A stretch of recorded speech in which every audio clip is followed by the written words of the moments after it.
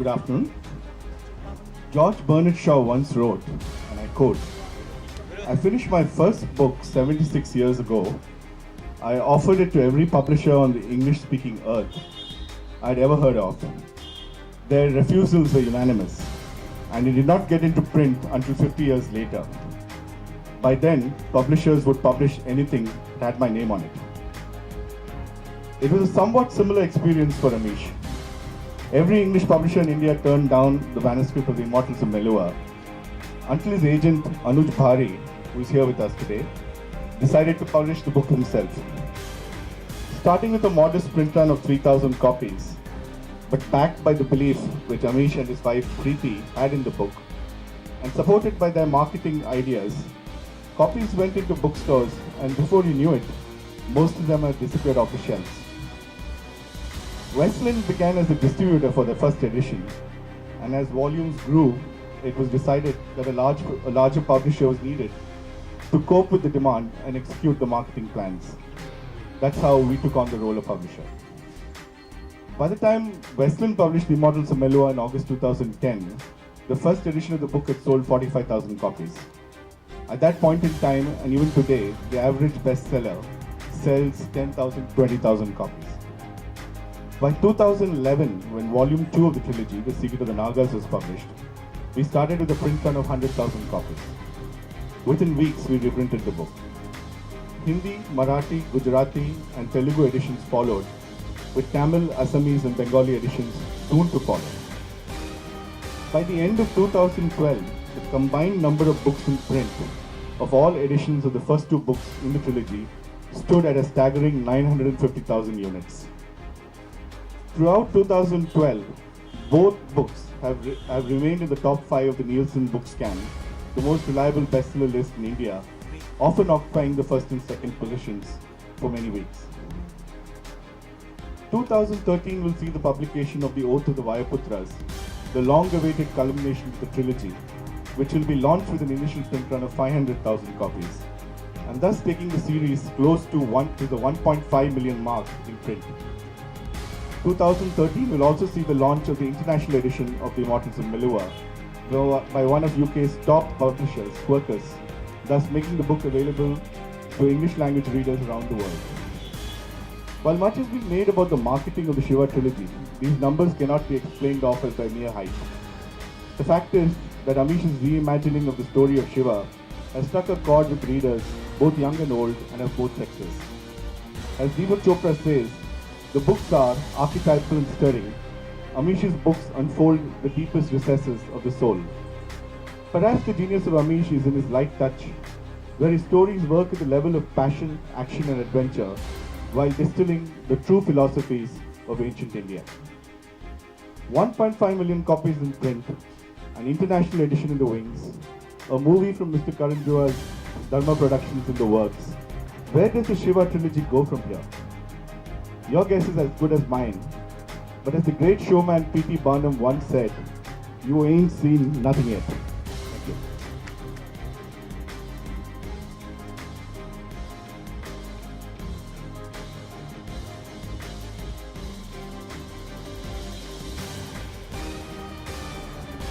Of mine who had read Immortals of Meluha, that I must read and grab a copy. So my flight was delayed, like most flights are these days, by nearly 2 hours. So I went and bought the copy, thinking that in the course of my 2-day trip to Delhi, I will read whenever I get the time. What I didn't realize that I was going to be literally sucked into the journey of this new age Shiva that Amish created so fantastically for the world to discover. I started reading it, and it's normally that happens with a thriller or it happens with a whodunit, where you feel you can't put the book down. And I'm a nervous flyer, and that's the one flight that was really bumpy, and I wasn't afraid because I was sucked in by the world of Shiva. Somewhere there was a divine intervention, I think, that swept me into not feeling afraid of those bumpy clouds. I read it when we were taxiing. I was reading it when we were in midair. I read it on my way to the hotel. Then I checked in. My event was later that evening. I just put down. I just started reading it. I just read it non-stop. And I knew that there was a film here because not only is it descriptive, it's imaginative, but it's just sheer brilliance. Brilliance that you can't unfortunately describe. When you say that's brilliance that is beyond words, but here his brilliance is within his words. And I really believe that what he's created I'm not necessarily the most religious person in the world, but to me, Shiva was always an imposing personality, an imposing god. But what he made Shiva and what he did with Shiva was make him this romantic warrior. And I think his interpretation of Shiva and then what happened post that with the secret of the Nagas and now of course with the oath of the Vayaputras, which I can't wait to get. I'm hoping I have some early access to that book. And there are some perks and privileges. And after that, really, after I read the book, I walked into my CEO's room and I said, I want to make this film. And then, of course, we have been working at that. I'm sure there will be questions about when and how. But just to say, it's not easy to project this kind of brilliance on celluloid. It is truly very, very difficult. And I believe that if you have taken the onus of doing it, it has to be justified to its optimum. So I'm really, really, really excited to be part of Amish's journey in this minute way. And I'm going to completely take credit if this book is great. And say that it's only great because I was part of its initial unveiling. So please allow me that, because anything to be a part of Amish's Shiva journey would be truly an honor to be a part of. Taking nothing before the Modram Elua, no fiction ever, not even a short story in school. So the life I'm living now seems like a dream actually. I mean, I read, I love reading, I spend time with my family, I write, I travel, and much of my book purchases, my traveling, they're all tax deductible now because it's research. So I'm living a dream life here. So don't make me up. What I'd like to speak about is Rashmi actually. She's the one who's designed the cover, and she designed the covers for my first two books as well. And I think a large part of the success of the book will obviously go to Lord Shiva.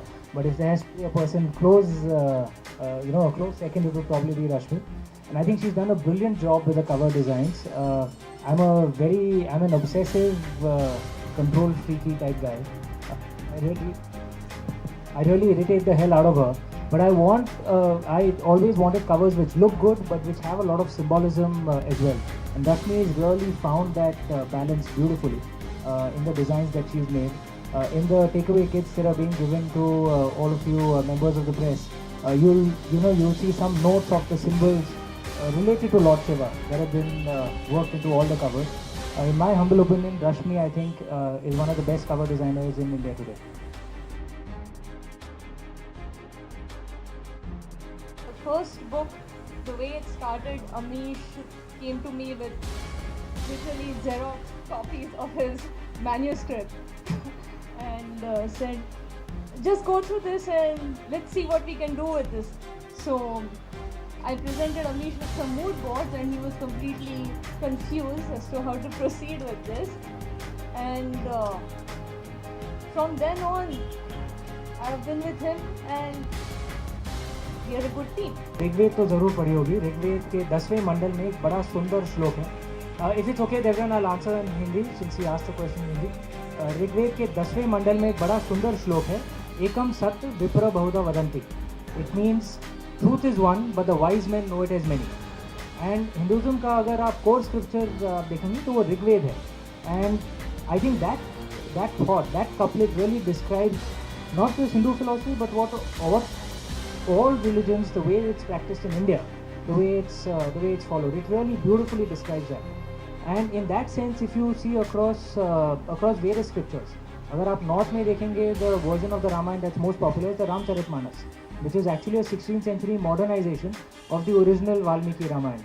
अब south में देखेंगे, Tamil Nadu में it's a Kamba Ramayana, which actually is quite different from the original Valmiki Ramayana or the Ramcharitmanas. आप Chhattisgarh, Jharkhand area में जाएंगे, there's the Gond Ramayana. It's not just with the Ramayana. Look at the Brahma Puran and the Shiv Puran. The creation myths are completely different. The point is the concept that all of us have a right to our own truth exists within India. And this doesn't just exist in Hinduism, if I may point it out. It exists in all religions in India. My wife and I, we traveled to Munnar in Kerala, where I've written parts of the second book. We were coming down, there's this beautiful church. For some reason, we got drawn to it and we went in out there. It was a church dedicated to Mother Mary. Okay, and like all churches dedicated to Mother Mary, there was a statue of Mother Mary holding bomb Jesus, baby Jesus, which is normal. The difference was how Mother Mary looked. She was dark-skinned, like Indian women. She had curly, wiry hair. She was wearing a, the how can I forget that? Sindoor, correct? She was wearing a Mangal Sutra. She was wearing a sari. She was completely Indian. And this is the way the people of that area approached Mother Mary. So I'm saying it is the attitude of Indians. Religiosity and liberalism are not in conflict in India. If you are truly religious, you're automatically religious. That's the way we Indians are. I think Amish summed that up beautifully. All I have to say is that I'm really glad that God doesn't have any copyright, and I do believe that conviction and interpretation really equal, I think, brilliance. And I really believe that Amish's conviction to portray Shiva the way he had and interpret it the way he chose to is truly the result why we have the world of Shiva today. And I believe कि जो भी हो, किसी भी, अगर आप कोई भी रिलीजन ले लो या कोई भी भगवान जिसे हम जानते हैं, भगवान के बहुत सारे रूप होते हैं और उसके बारे में जो कहानियाँ हमने सुनी हैं वो कहानियाँ रिलीजन बन चुकी हैं.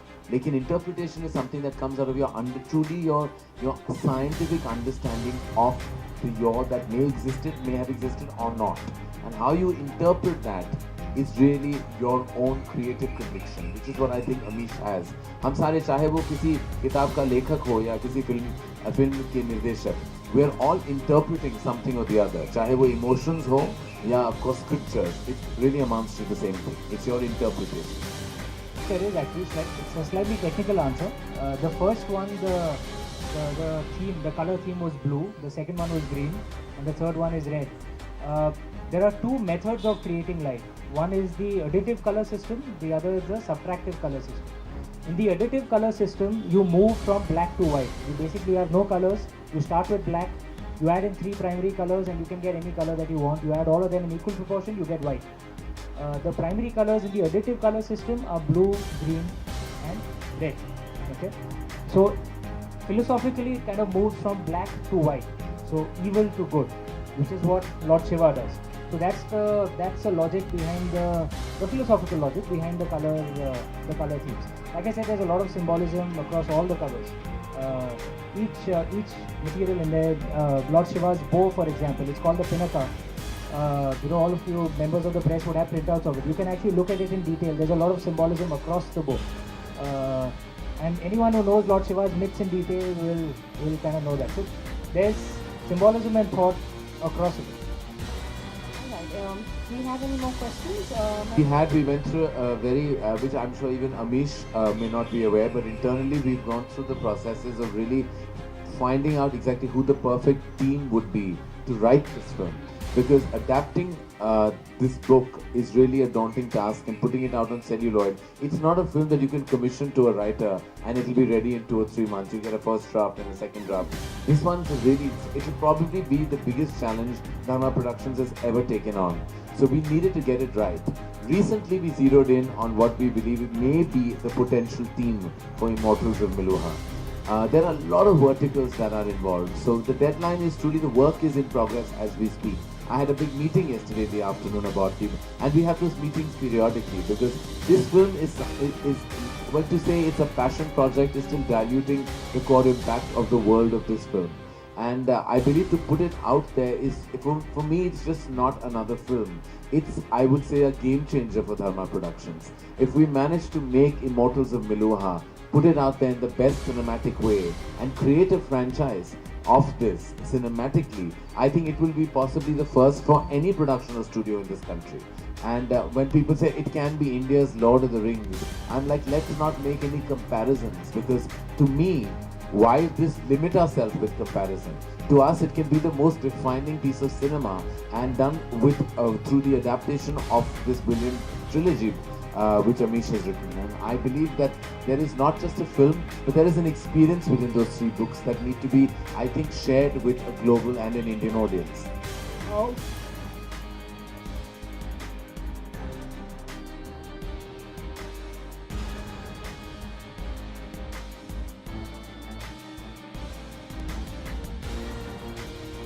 That मेरे लिए जब मैं शिवा मेरे मन में आ जाता है, वो फर्स्ट पेज का कवर आ जाता है, वो बुक का कवर मेरे मन में आता है. That visual of Shiva is really from the visual of Immortals of Meluha. That's ingrained in my head.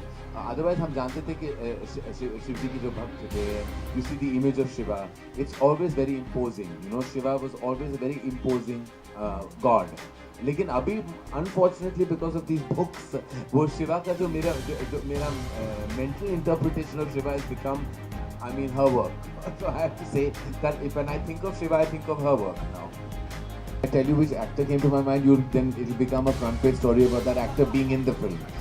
So I'm not making anything. Unfortunately, thoughts become things, literally, and things become front page news, and front page news leads to controversy, and that controversy leads to complication. And I'm not about to start that in the new year. So I will refrain from actually giving you my thoughts on this at all. By early March. And I know I'd announced December 6 months ago. My apologies for the delay. Actually, the book has grown very, very.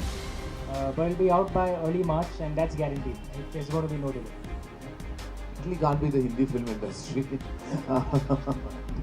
If you call it the land of pure life, then that can't be, unfortunately. Much as I would like to say that my Meluha is my industry, no, not entirely true. My Meluha is really is in limbo right now. It's between two things. It always is. There is nobody who has a perfect Meluha. Nobody living in, I think, out breathing or in this room. I think Meluha is really, truly, I would say, it's really a byproduct of your dream. Like I'm sure Amish had a vision which is really his dream, and he put it out there.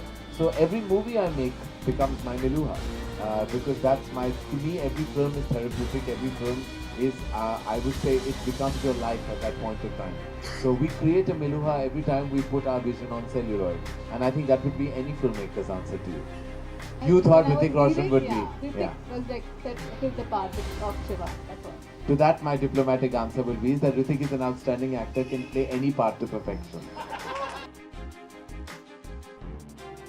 कि अमीश ने मुझे invite किया, and I was very happy and honoured to be here. जैसे कि आप सब जानते हैं कि हमारे पास पहले जो किताब के राइट्स हैं इमॉर्टल्स ऑफ मेलुहा, बेहद पसंद आई मुझे ये किताब. I think it's a brilliant book and a great interpretation of Lord Shiva.